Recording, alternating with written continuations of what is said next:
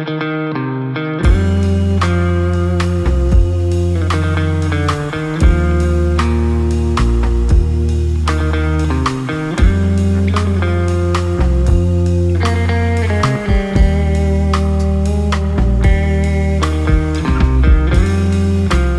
and I have ventured over to another one of Seattle's islands. Which one is this? Bainbridge. Bainbridge. Yeah, she does all the planning. I just kind of drive around and bring a camera. And today, I've brought the Fujifilm X-E5, and we're going to be trying it out for the first time. I actually just opened it out of the box, have not taken a single image, aside from the images that I took right on the ferry over here.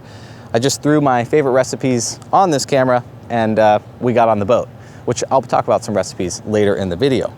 But in terms of photos from this video, every image you see is going to be straight out of camera, barring me having to fix a really horrendous horizon line.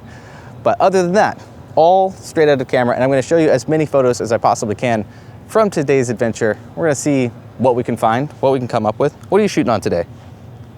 My camera. What? Yeah, but, okay, we'll just put Sophia's camera. Yes, that works.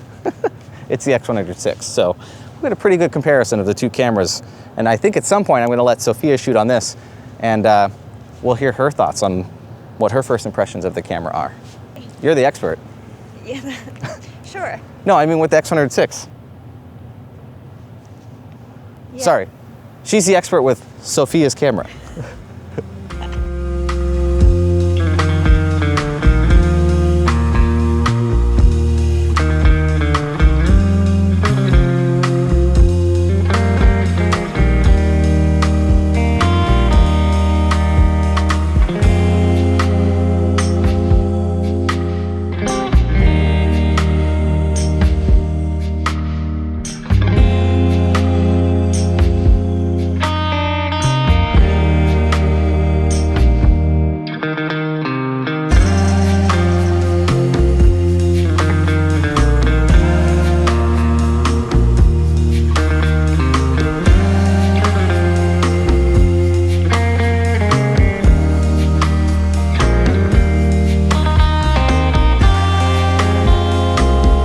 Okay, well, Sophia has brought us here for the great view of the Seattle skyline, but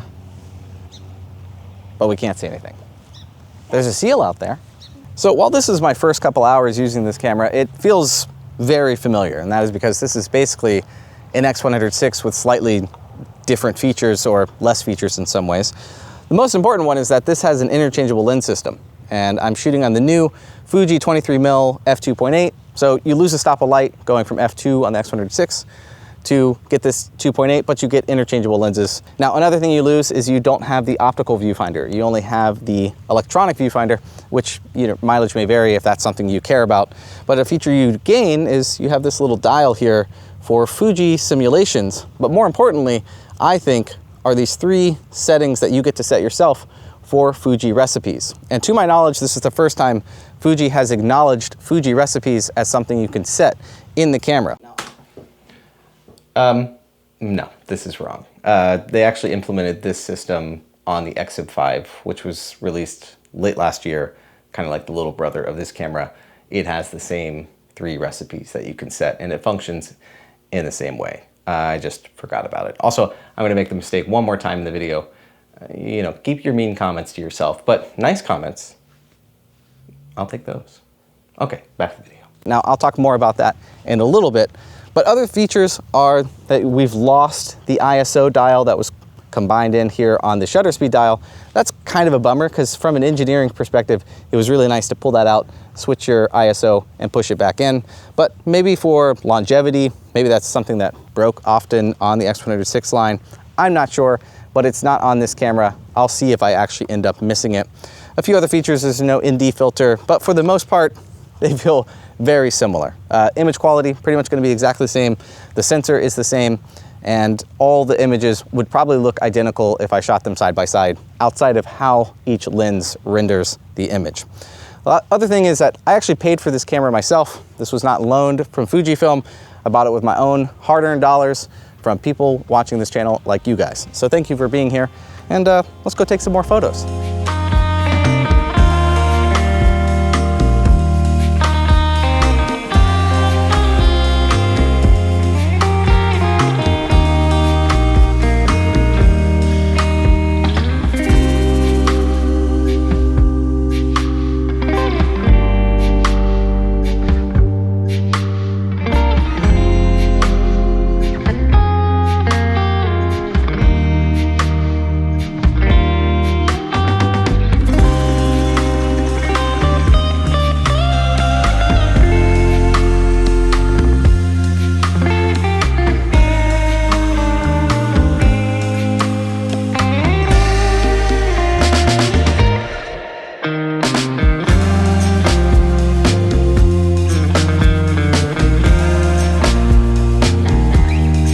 All right, so one of my biggest issues so far is actually utilizing the film recipe / simulation dial.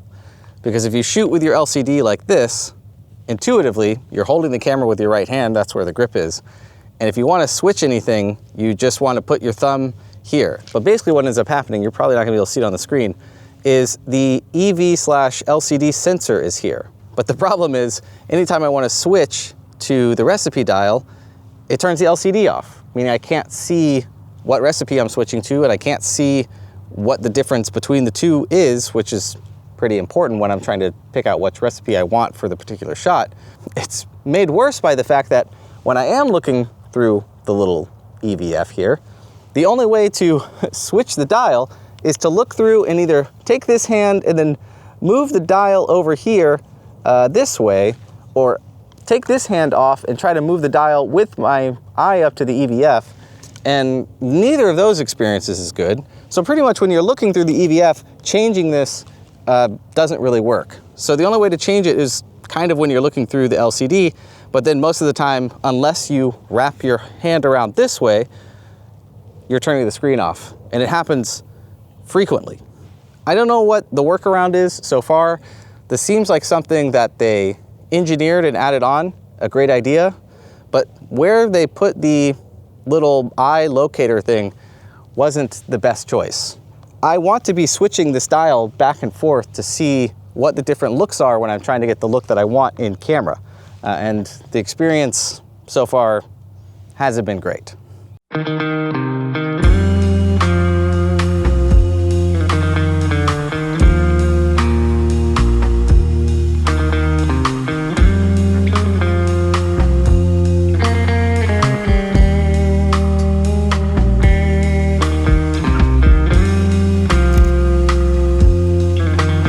One hidden feature of this, although I guess it's not really that hidden, is it has a mechanical shutter.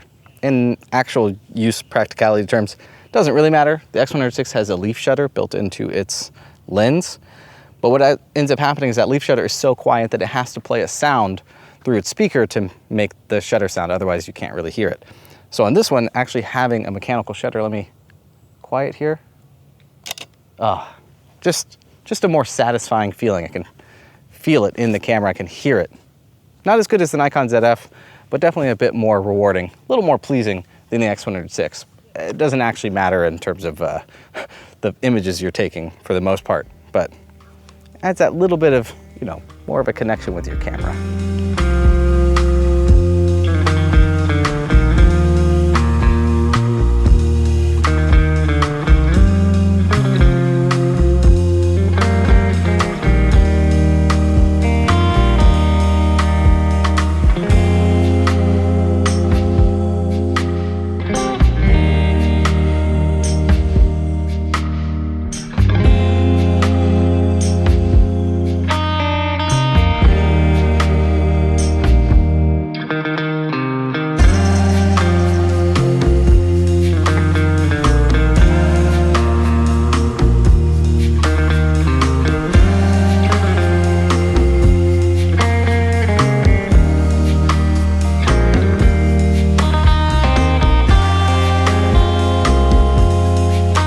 If you're watching this video, you probably care about size, considering how portable the X-E5 is.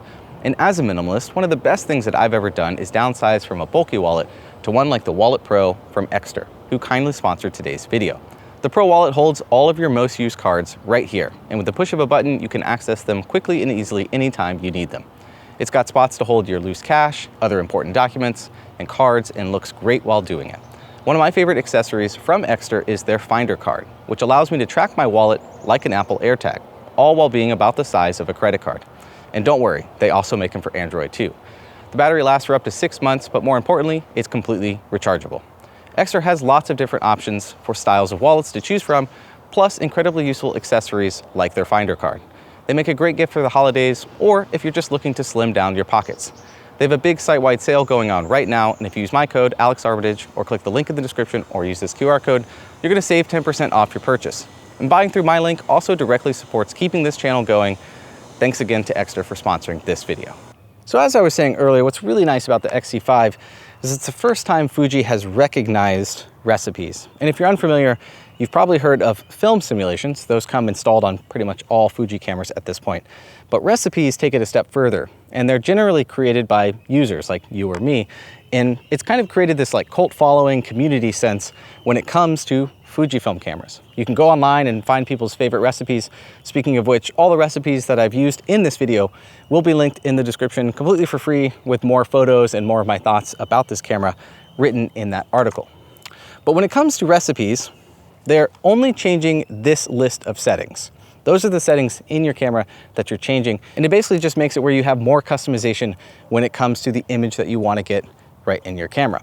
And what I mean by Fuji recognizing it on this camera is because on this little dial up here, there's 3 settings that are for specifically recipes. And what that means is that no matter what mode you're in, when you move to FS1, FS2, or FS3 on this dial, it will overwrite all of the recipe settings, all of the things that you normally would copy over for a recipe, no matter what mode you're in. And this is super useful because the old iteration, before they really recognized that people were doing this, was that you had to save all of your settings to a custom setting. And the problem with that was, unless you have the setting enabled where you can write over your stuff, which you also don't want to do because then you could mess up your recipe, basically what ends up happening is that anytime you switch between recipes, it goes back to the default of whatever you saved originally. So that means if I go into a recipe and I switch it to spot metering mode, and then I go into another recipe, I have to switch it into spot metering mode again, and you have to do that over and over again. Whereas on the recipe dial, it just overwrites whatever you're in and keeps all of the spot metering mode, the type of focus you're using, the type of animal or subject detection you're using, and it just overwrites anything you're using to just the recipe settings. It's honestly really genius. I hope they implement it on more Fuji cameras, and I actually wish that I had more options here on the dial and less of the film simulations built in, because I would probably use all of these for recipes. But I gotta give them credit where it's due. They at least have 3, and it's the first time they're kind of recognizing recipes as a part of the Fuji system. And it's been really great to use so far.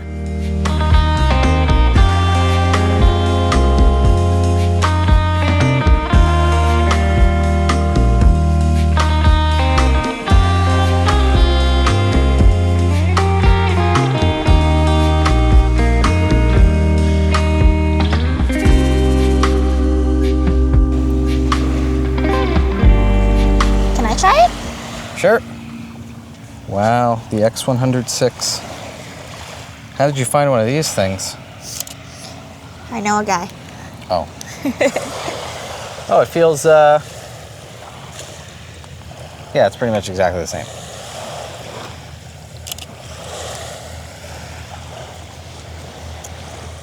Do you know what you're doing? Nope. Yeah, me neither. How's it feel? It feels the same in my hands. Yeah? Maybe a little lighter? I don't know. I don't think so. Neither do I. But maybe. Smaller? I don't know. I think it's a little fatter, actually. Oh, bigger? Oh, I accidentally took a picture. Well, they're gonna have to see that one. Oh shoot, it keeps going. Oh yeah, great. That's a good one. Nice. Perfect. Anyways, besides the confusion, it feels and looks very similar to my camera. The play button's in a different spot, so that's a little bit weird. Yeah, the play button being down here on the X100VI, meaning I can do this and just do this and look at my results, Yeah. is much nicer than where the play button is on that. I have no idea why they moved the play button to way up here. Yeah. What is the button that's taking up that space? Oh, you know why I kept taking a shot? Is because I kept going to the play button and my finger would touch the screen. That's annoying. My thumbs are not long enough for this camera, I think is the... It's a tiny camera, though. The biggest thing. Well, it's too big. I can't reach the filter dial. Okay, but no one can reach the filter dial. Other than that, it pretty much feels about the same. Yeah. It's nice. The shutter button is snappier. Snappier? Yeah. Is that a pun? No. Oh. Shut up. Oh, that's a good... I'll take credit for that. Just, This was not scripted. You can edit it so it looks like I knew what I was doing. Do you know what you're doing? Nope. So the X100VI doesn't have a selfie mode, but This one does? yeah, it's got a selfie mode. Well, yeah, we gotta try it. Okay, here we go. Hold on, turn this, or kind of shadow. There we go. Okay, nice. Will that make it into the video? Yeah, better. It's a yeah, but hold on, let's check it. People blink. What can you do? 1 second. The screen is in front of the play button, and it wouldn't be if they had just. I don't understand. Okay, well yours is a little blurry. Last but not least, let me put this back around. What do you think of the lens? Oh, I love the lens. Okay, but is that because of the image quality or the f-stop or the... It's because of... Oh, here, I have a mic. The ASMR. Yes. Okay, well there you have it. Sophia's opinions. This lens, much better than this lens, specifically because you can fidget with it more in a satisfying way.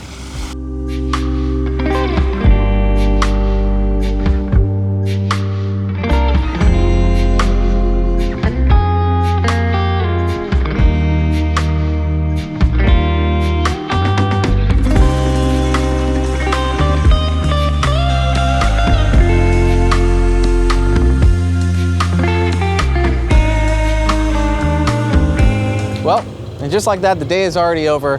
I didn't really get any photos that I was excited for, mostly because the conditions, there was no shadows. It was this weird diffused light from the forest fire smoke mixed with some fog. So when the light was coming through, some of the shots could be cool, but for the most part, it was hard to find things that were catching my eye because there just wasn't a whole lot of dynamics going on. And I just didn't find some compositions that I was super thrilled for, but sometimes that's photography.